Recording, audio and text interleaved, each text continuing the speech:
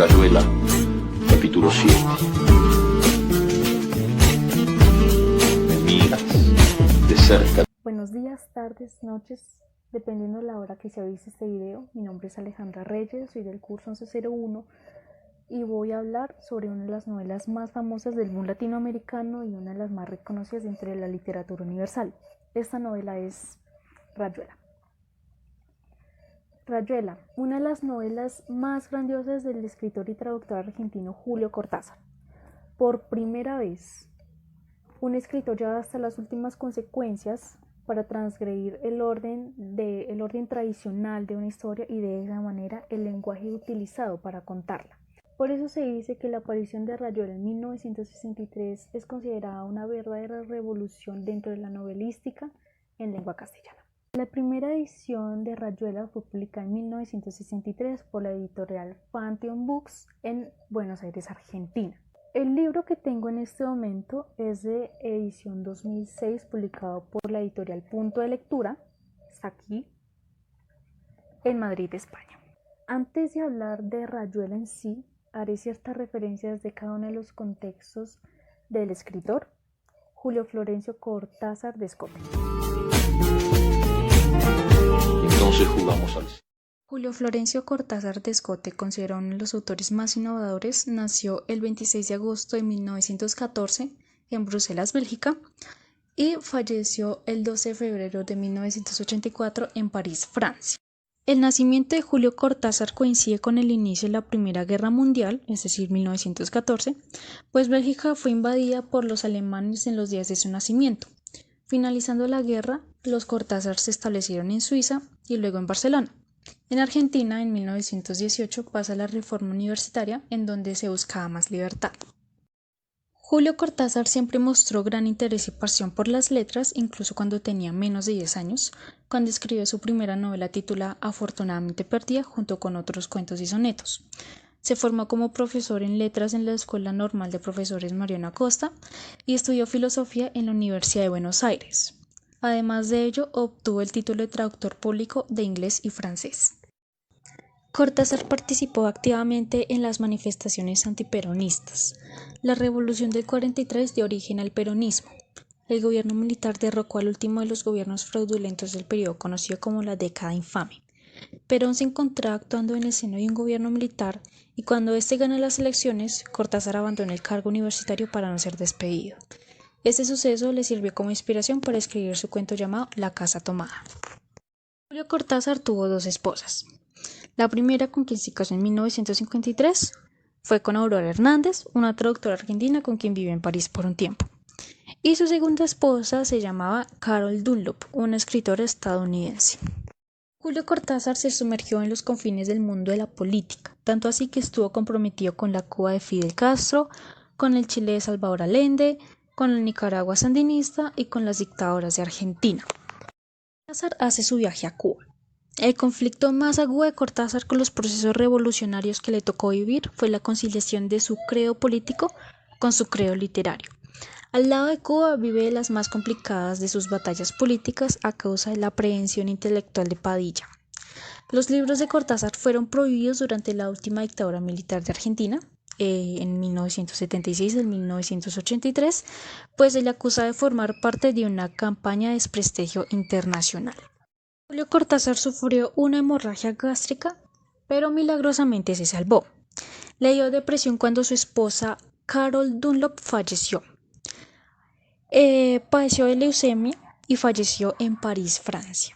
Fue enterrado en el cementerio de Montparnasse al lado de la tumba de su esposa Carol. De cerca me miras, cada vez más de cerca. El narrador. Bueno, en la historia pude identificar dos tipos de narradores. Aquellos quienes prevalecen más en la historia es el narrador en primera persona o el protagonista y el narrador en tercera persona o el omnisciente. Espacios. Hay dos espacios principales, son espacios amplios, son donde la historia está ambientada. En la primera parte del libro, que se llama Del lado de allá, está ambientada en París, Francia. Y la otra parte de Rayuela es ambientada en Buenos Aires, Argentina. El tipo gramatical principal es el pasado. También se pueden encontrar capítulos en donde, como es el protagonista quien está contando la historia, puede ser muchas veces el en presente, como la carta de la maga Rocamadour, pero también puede ser en futuro, he leído que también está en futuro muchas veces, o en intento. A pesar de que se sufren saltos en la lectura, no se sufren saltos temporales o cronológicos. Por eso el tiempo cronológico de Rayuela siempre es lineal. No hay saltos ni alteraciones. Se acercan entre sí, se superponen. Bueno, el libro que tengo aquí tiene 728 páginas, comenzando por ahí. En sí, Rayuela se divide en 3 partes o en 3 libros esenciales. La primera parte se llama Del lado de allá, ambientada en París, Francia. En realidad tiene 36 capítulos. La segunda parte, el segundo libro, se llama Del lado de acá, ambientado en Buenos Aires, Argentina. Tiene 19 capítulos. Y la tercera parte de Rayuela se llama De otros lados o los capítulos prescindibles, que en realidad estos capítulos son como apartados, son capítulos adicionales que trata de resolución de enigmas, de problemas, hacen ciertas referencias a periódicos o prensa, poemas, cosas así, que en realidad no hacen parte de la historia de Rayuela, sino que es como un complemento de los demás capítulos del libro, ¿sí me hago entender? Se superponen y los ciclos de se miran, respirando confundidos. Voy a hablar muy resumidamente de cada uno de los libros de Rayuela, que cada uno de los libros que conforman a Rayuela, ¿sí? El primer libro, Del lado de allá, se ambientaliza en París, Francia, ¿sí? Pensemos en Horacio Olivera, un hombre de 40 años se va a París a estudiar, no se sabe de qué, y es allí en donde conoce a la maga, una mujer uruguaya que tiene un hijo que se llama Rocamadour, ¿sí?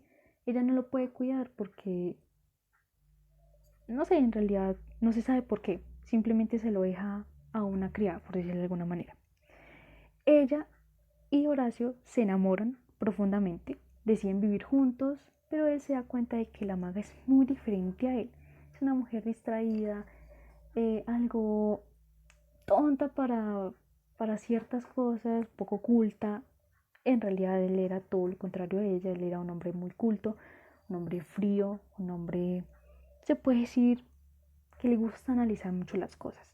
Ellos hacen parte de un club de intelectuales que en realidad se llama el Club de la Serpiente, en donde ahí hay artistas e intelectuales de todas las categorías. Hay artistas, hay escritores, hay escultores, hay músicos, cantantes, hay cantidad inmensa de intelectuales allí que les gusta mucho el debate y hablar de muchas cosas, de literatura, de arte, música. Les gusta hablar también acerca de cosas de filosofía, política, problemáticas del lenguaje y cosas ya como muy polémicas, ¿sí?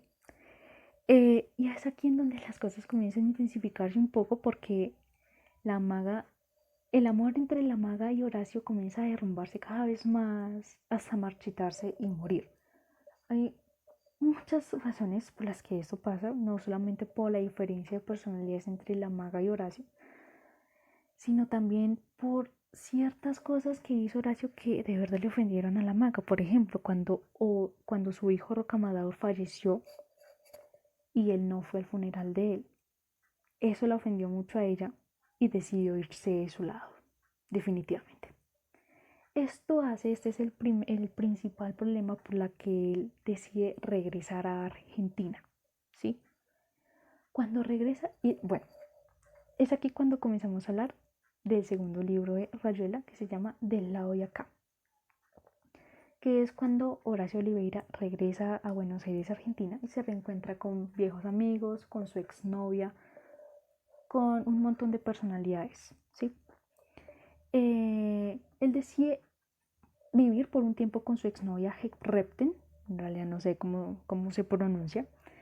Se reúne con Manuel y con Talita, que son casados y que tienen un circo, trabajan en un circo, ¿sí? Por consiguiente, Talita y Manuel deciden como como decir esto, como contratar a Horacio para que trabaje con ellos. Sin embargo, el dueño del circo decidió erradicarlo para convertirlo en un hospital psiquiátrico.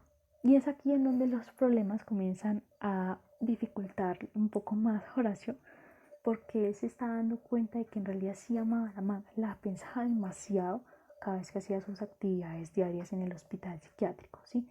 Tanto así que un día confundió a Talita por la maga y terminó besándola. Desafortunadamente, él sentía mucho miedo que Manuel le hiciera algo malo a él por besar a su esposa.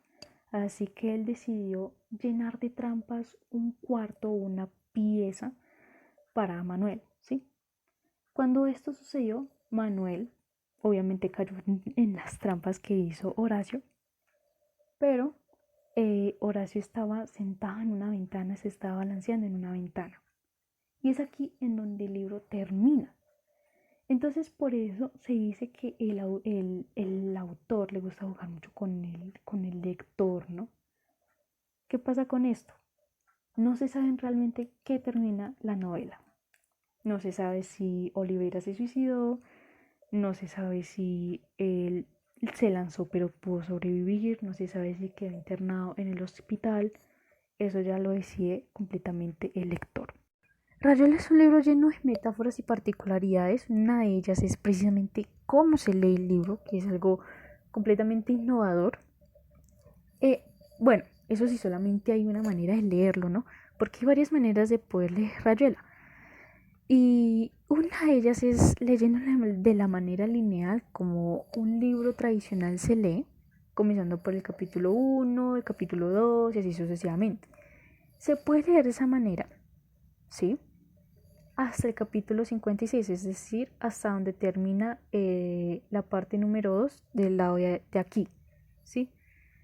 Pero no se lee la última parte. Si se lee de la manera lineal, no se leen los capítulos prescindibles porque, como ya había dicho antes, los capítulos prescindibles son como enigmas de otros capítulos de Rayuela, que no son propiamente parte de la historia, pero sí son como pequeñas referencias y resolución de problemas.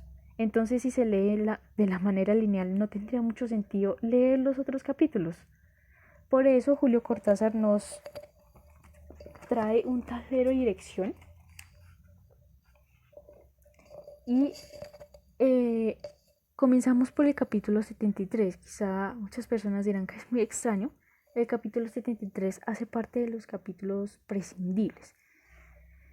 Y saltamos al capítulo 1, luego al 2 y luego volvemos al capítulo 116. Vamos nuevamente al 4, al 5, pasamos al 84 y así sucesivamente.